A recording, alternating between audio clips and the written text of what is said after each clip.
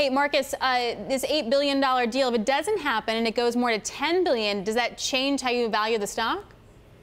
Not at all. So in our model, we have currently 15 billion euro as a potential settlement sum.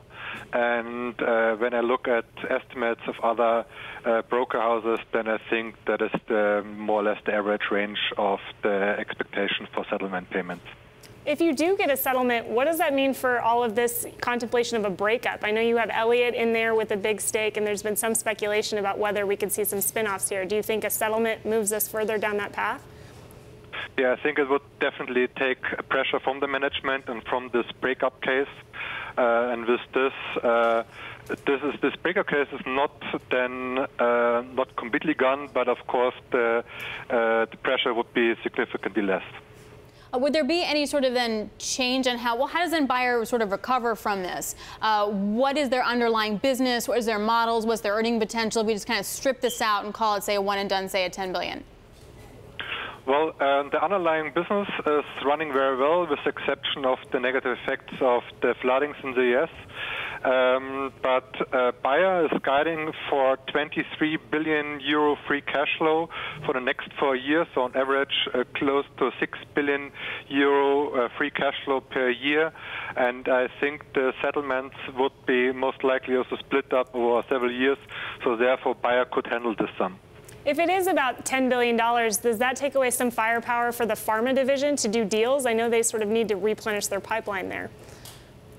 Yes, of course, it would take some firepower off Bayer for the pharma division. But I think right now it's definitely more important that the management can focus more on the operations and less on the settlement cases.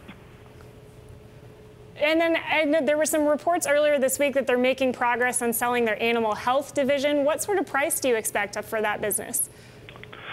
Well, in our models, we have between 4.5 to 5.5 billion, but we've heard already amounts which are clearly above the sum, close to 8 billion euro, which would definitely a positive surprise. But right now, we are calculating with around 5 billion.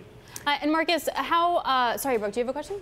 Follow-up? Okay, but so Markus, to wrap it all up for us then, in order to sort of move forward with the other parts of their business, highlight their underlying growth that actually, as you say, isn't bad, how quickly do they need to resolve the Monsanto Roundup thing? Well, if they would be quick in settling this up, then I think they could do it by end of this year, or at least beginning of next year.